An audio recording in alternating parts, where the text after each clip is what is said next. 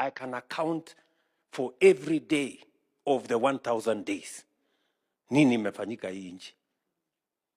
Kwanza nimefika hapa na nyinyi mnajua.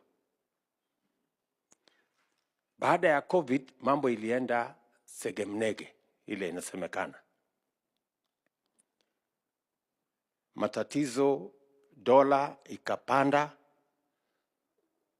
kitu inaitwa inflation ilikuwa imefika pale 9.6% in 2022. Dola ndio ile ilikuwa imesukuma mpaka 167, 165.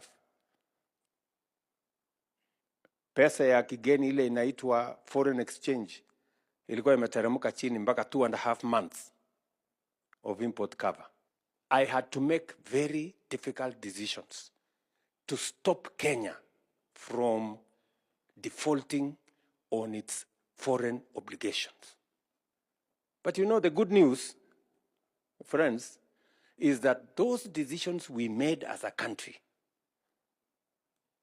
to stop Kenya from defaulting, today we are reaping the benefit. Ile inflation ilikuwa 9.6, sasa iko 3.8. Ile dola tulikuwa naye ya foreign exchange ilikuwa between 5 and 6 billion dollars. We now have 10.3 billion dollars. IMF imetangaza, sio William Ruto, IMF imetangaza ya kwamba Kenya has moved from being number 8 largest economy in Africa, it has moved to number 6. We are now the 6th largest economy in Africa. Just in 2 years, we have overtaken Angola and we have overtaken Ethiopia.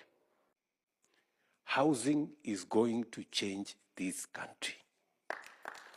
Housing is going to change this country.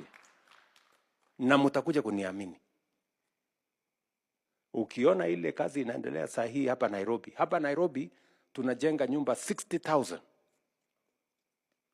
Kenya mzima saa hizi tumefikisha manyumba 150,000.